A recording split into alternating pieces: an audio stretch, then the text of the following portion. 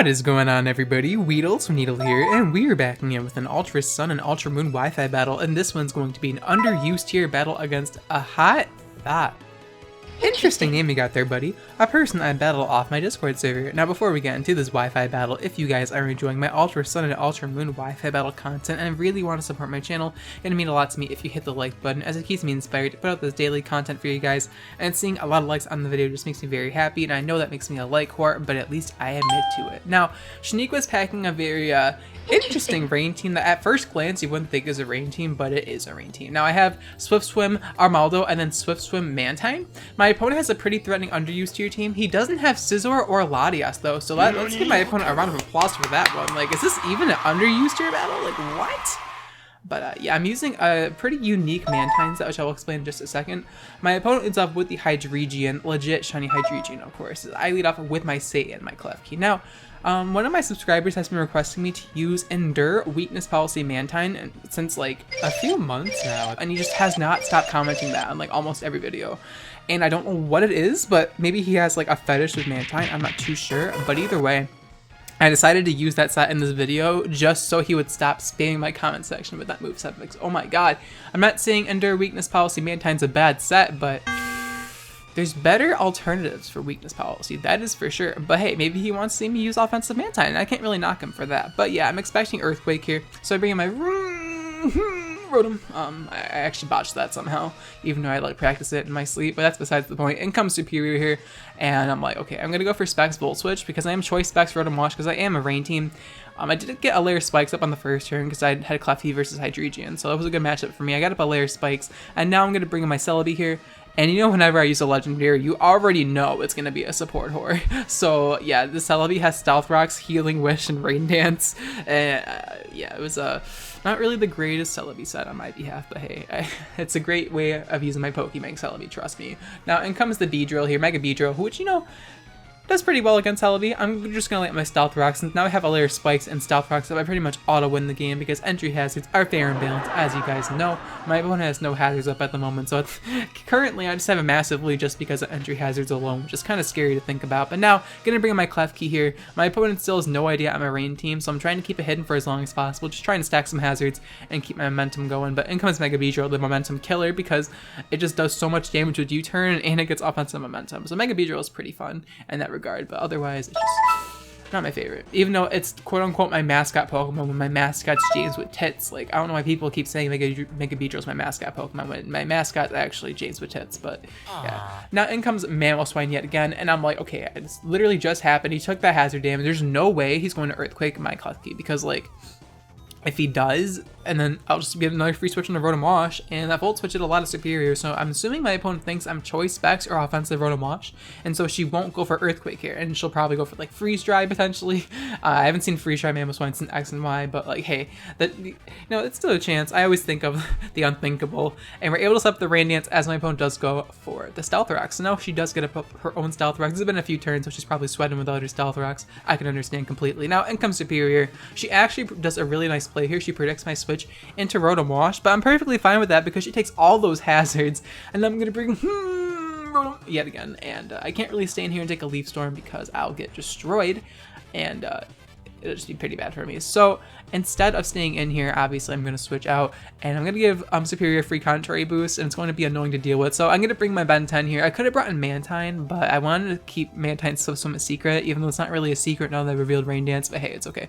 My opponent's going to go for a Leaf Storm, hoping Ben 10 can take it, as thankfully Ben comes through, tanks the Leaf Storm, because I saw my opponent did not have Life Orb. He had leftovers, or she had leftovers. It's a girl. It's a hot thought. Of course it's a girl. So yeah, she does have leftovers, so I knew I could take a Leaf Storm because Superior is piss weak without any offensive items like Z Crystals or Life Orb. So now my opponent's going to bring out the Cobalion here. Probably the hardest counter to my Armaldo because it quad resists my dual stab, and I decided that I'm going to go for my Z move because I want to see Shaniqua flex, right? So Shaniqua's going to flex like the beautiful woman that she is, and Armaldo's going to get cloaked in Z Aura. It looks very menacing for how bad it is, and hopefully Ben 10 can do some damage here with Continental. Crush that like button, but we'll see. We're just going to hop up in sky. It's like my favorite Z move animation that's like not like a unique Z move animation. I'm gonna go freaking slam the asteroid on Cobalion's face, and it's going to take like 10 damage, and I'm just like, oh.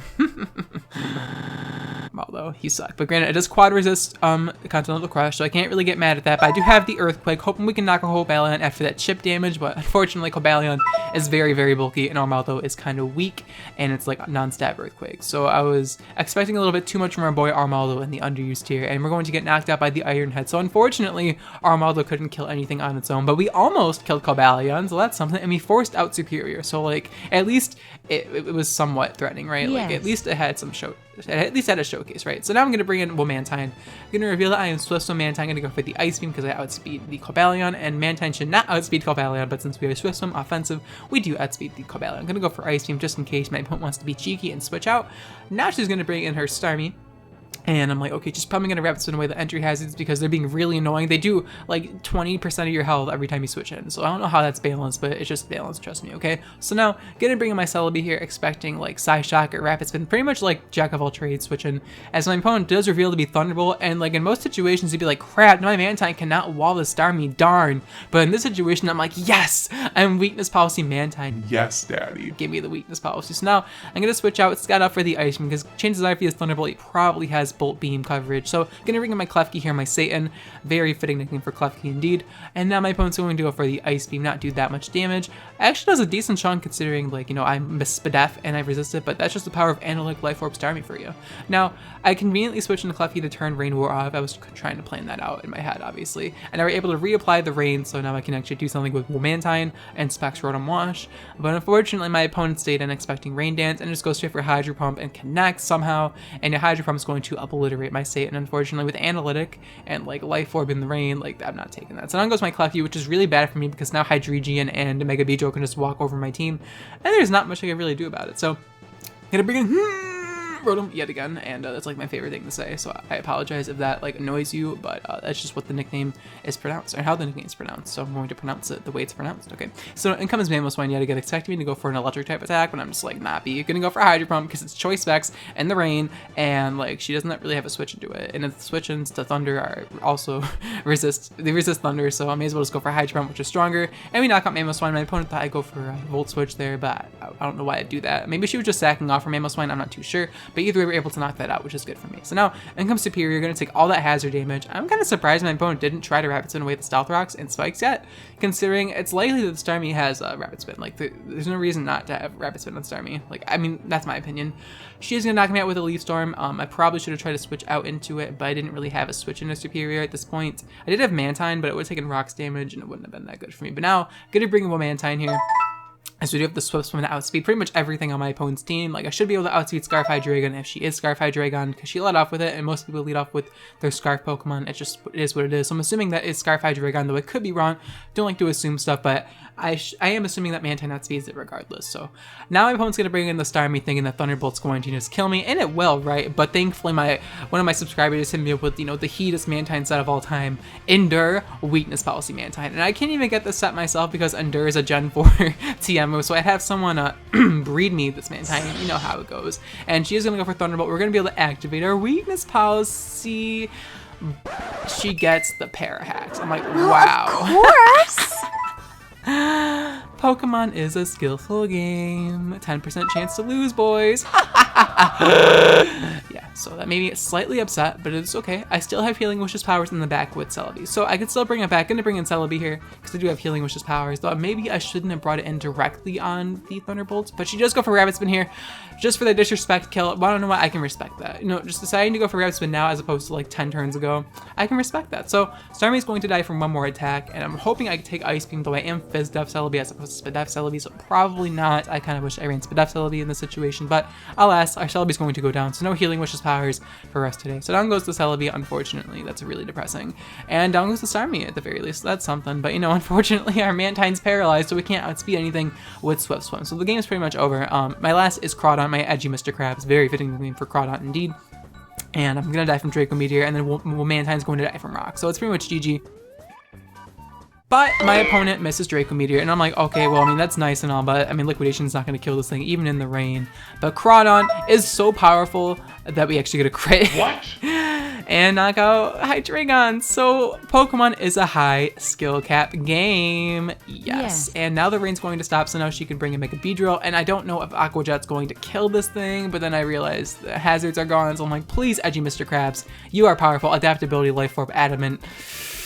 It's dead. So we're able to win the battle like the original plan was. I would have liked to sweep him with Weakness Policy Mantine, but unfortunately we got 10% Parrot. So yeah, that just ends up. Thunderbolt, that made me slightly upset. I'm sorry. Like I really wanted to use Weakness Policy Mantine to make that person satisfied, but then the fact that I got fully paralyzed is just a sign that I should never use this Mantine set again. So I'm sorry, guy. Just think that Mantine could have had an epic late game sweep if I didn't get paralyzed. I hope that is good enough for you. But I hope you guys enjoyed this Wi-Fi battle against a hot thought. Got to use a pretty bad rain team, not gonna lie, but adaptability Crawdon with the rain is so damn powerful. I actually wonder how much damage it would have done to Hydreigon without the crit. I highly doubt it would have one-shot, but hey, you know, Pokemon, like I said, is a high skill cap game. It takes a lot of skill to win. And yeah, you know, skillful players always come out on top. I hope you guys enjoyed this Wi-Fi battle. If you guys enjoyed the Wi-Fi battle and really want to support my channel, let me know by leaving a like on the video, as it's always appreciated. And yeah, the question of the day is going to be, what is your favorite weather to use in general for like Pokemon teams and such? Let me know in the comments down below what your favorite weather-based team is to use. Now my favorite weather team to use is Rain, because Rain is so freaking brainless. Like literally, like whenever I want to ladder an OU to like 1500 to 1600, just pack Rain. You'll barely lose. Like the only time you'll lose is if you face like Gastrodon in 2017, and you won't face that in 2017. So like I think Rain is so stupid, honestly. Like Rain is super easy to use, especially when you have a Drizzlemon and you don't have to manually reapply the Rain. You could just bring in the Pelipper, and then like, you know, Pelipper is actually super good too. Like I think Rain's super easy to use, but also my favorite weather to use in lower tiers as well, because the same thing, it's really easy to use. Swift Swim plus Stab Water moves are just super powerful, and then Z moves with like Rain are just ridiculous as well. But yeah, let me know in the comments down below what your favorite weather-based team is to use in general for competitive Pokemon. But of course, thank you guys so much for watching till the end of the video. I'll check you guys next time. Bye.